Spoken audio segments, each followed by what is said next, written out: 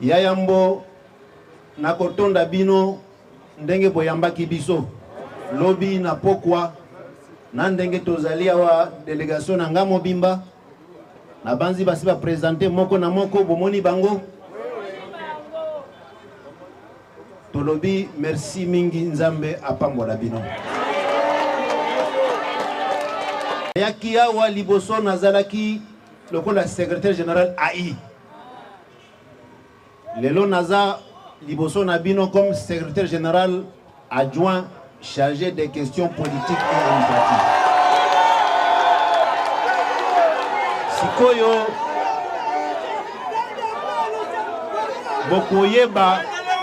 bokoyeba eloko nini nakoloba ete oyo eza vile ya liboso te esika toye kosala mosala tobandeli mosala oyo na mbandaka eleki semaine mibale tokendaki na mbandaka pona ko exécuter circulaire oyo secrétaire national auti kotangela biso awa circulaire oyo secrétaire général ya parti asignaki yango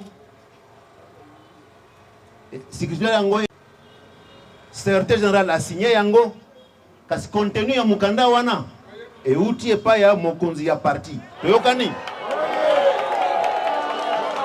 soki na telemi liboso na bino awa lokola secrétaire général adjoint chargé des questions politiques et des questions administratives eza po mokonzi ya parti son excellence Félix Antoine Tshisekedi Tshilombo asengaki yango na banzi lokola tozana kananga wa je vous en prie awa na kananga tozana ba combattant oyo batika biso ba combattant batika biso eza président fédéral Gabriel Ilunga, président fédéral Blandar Chimbombo. Tobosa na pete tango na yakiawa, j'avais un combattant qui s'appelle Wampanga Kabasele.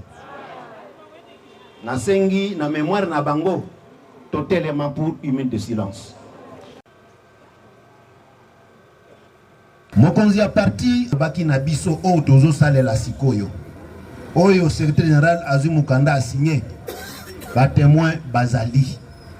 Bana na biso pe bandeko na biso ya Kasai Central bazalaki. Toyokani penka bongo bazalaki.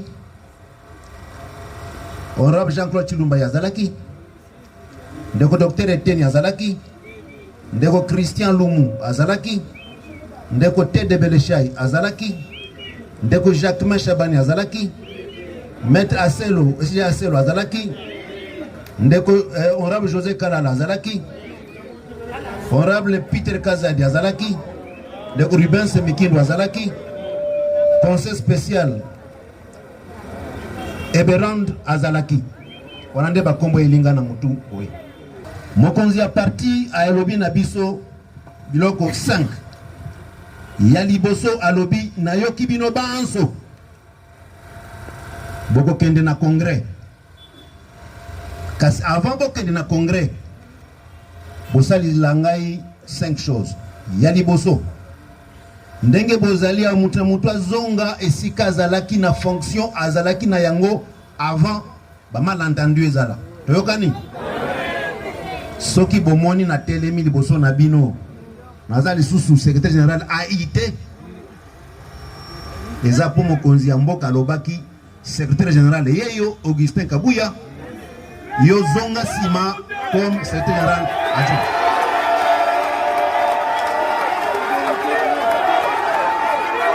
Toyokani? Yami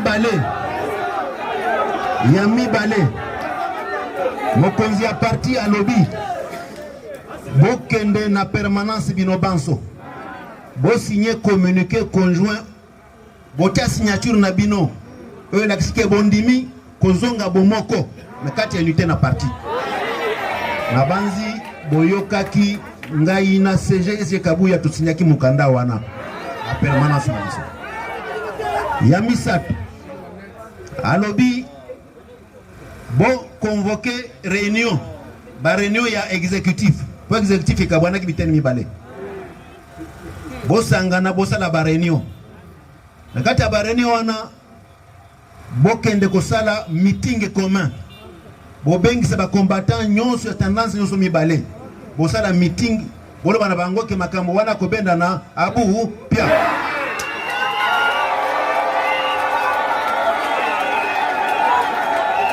Na banzi bomonaki le 5 octobre tosalaki meeting wana liboso ya permanence na biso nazongelaki oyo mokonzi ya parti ayebisaki biso nayebisaki bana parti na biso banso nayebisaki bango ba secrétaire général bazami balete azaka moko ye wana Serge Augustin Kabuya.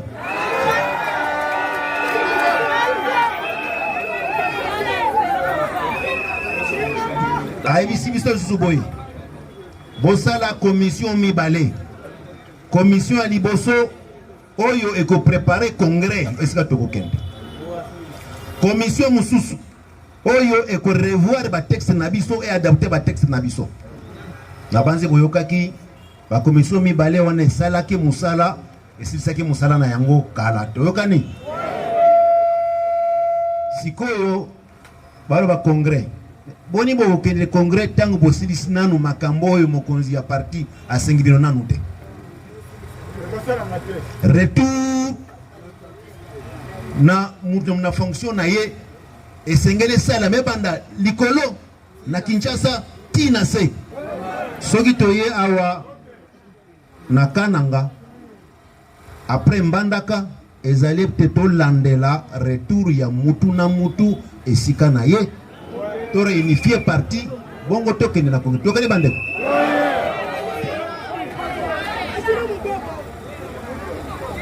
sikoyo makambo ekosalama ndenge nini toko pesa programme kaka lolenge tosalaki na Mbandaka tokoyoka tokosala ba audience wana seke toyoka bino ba combattant na biso toboyi mutu moko te mais tozana ba organisation ndenge to prévoir koyamba bato tosali particularité moko te j'insiste kaka lolenge salamaki na Mbandaka ndenge moko pe kosalama awa programme ezali boy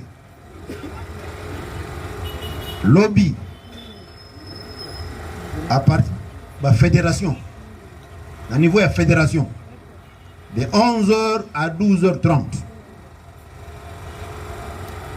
Ligue des femmes, de 12h30 à 14h. Est-ce d'abord la fédération, fédération, comité fédéral, fédération, vous allez avoir? Ok. La Banzi Boyoki, lobby, 11h, 12h30.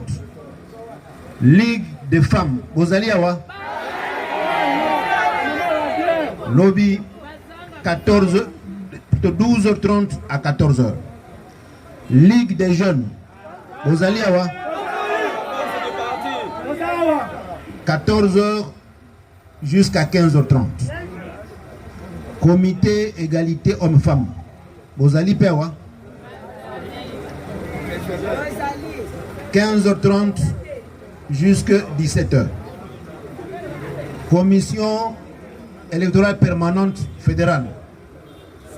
CEP, 17h, 18h30.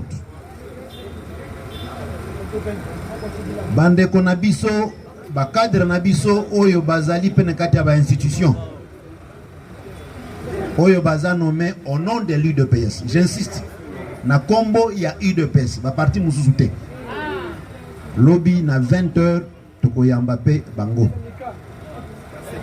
Sikoyo.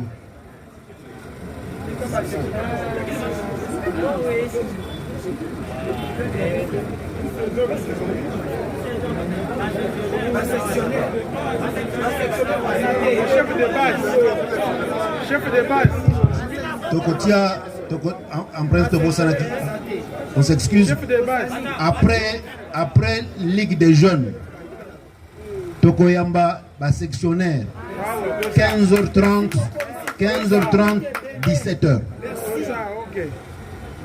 Égalité homme-femme, 17h, 18h30. SCO CPF, 18h30, 20h.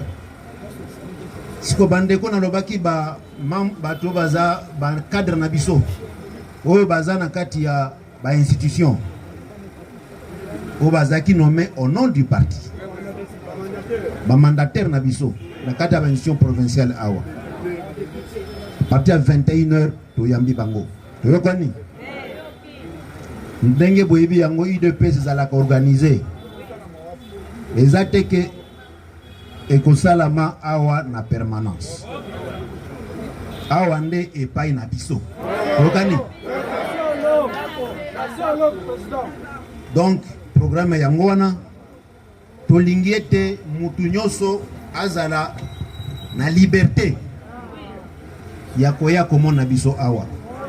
Président Touloumé, vous avez cette responsabilité-là.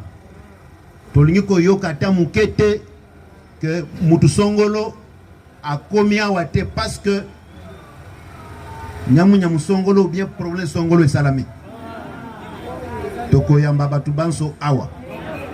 Pour nasina wagi déjà ba musuno tokoya, j'ai dit à tout le monde, c'est ici la permanence, tout le monde en awa. Tout ce que je veux vous rassurer, nazo rassurer bino boye. Bomoni bitumba mokolo ya mboka azana yango. Naso baruti atuli toko changer yango te. Ngape na tuni. Toko changer yango toko changer te. Sikoyo toko réussir ko changer yango ndenge nini. Tangu to sangani na kati ya unité. Okani yango biso na kombo ya délégation na ngai tolobi boye esengeli ya liboso totosa maloba ya mokonzi ya parti toyokani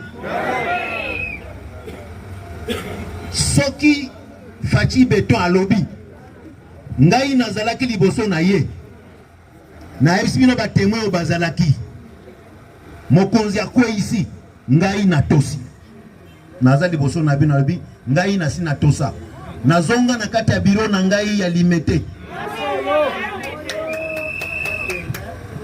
nasengi na mutu nyonso oyo azalaki sima na ngai lolenge na yambaki maloba ya mokonzi ya parti nakiti nasaleli yango nasengi pe mutu nyonso asalela maloba ya mokonzi ya parti.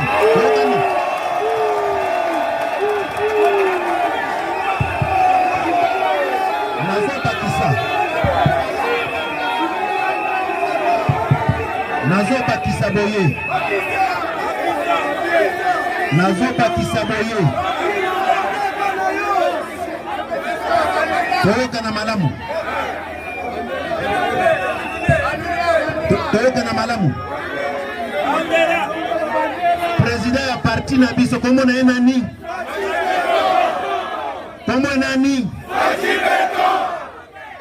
Sikoyo soki Fachi Beton akwe ici yo oboyi ekosenga soki oza mwana IDPS ya solo est-ce que okoki koboya makambo Fachi Beton lobi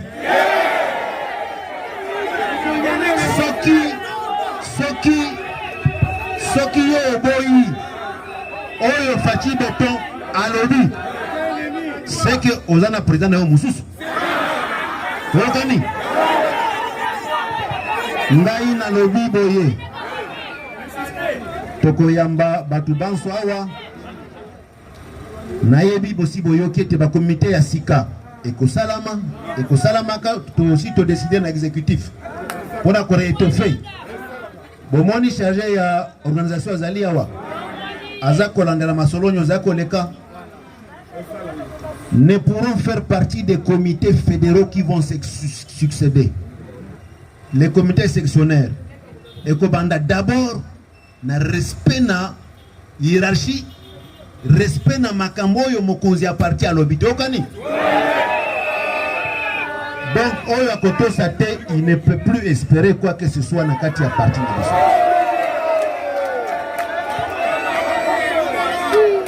Na banzi na kosenga bino boye toyokani ete poto changer yango to réussir yango bien esengeli to faciliter mokonzi ya mboka mosala toyokani. Les communicateurs ba commentaire munazo yoka awa na lingi koyoka ngwata mokete. Il faut faciliter le travail au chef de l'État. Ba divergence ezalaki ceux qui ont metté les lots gana CG Kabuya musala ezokende to sala musala longo tokani. Nous rêvons aussi et ça devra se faire et vous devez aussi le faciliter. Vous devez le faciliter. Makambo e bandaki na Kinshasa. Biso bato bandaki yango. Mokonzalebi na biso liboso na bino. Pona kosilisa yango tokani. Donc rendez-vous ezali lobby na programme oyo topesi toyoka batu banso sima ya koyoka. Rendez-vous lisusu lundi kaka awa na 14h. Toyebisa bino sima ya koyoka manso toloba na bino tozozonga Kinshasa, mais voici la situation que nous laissons ici et voici le travail qui vient. Tokane bandeko na likiete biso banso tokosal sa fachi beton à réussir Moussala à travers parti naye d'abord. Tokani bandeko. Rendez-vous bandeko lobby pona ndenge to tangi ba structure na ba organe awa. Rendez-vous pona biso banso lundi à 14h. Nzambe apambola bino.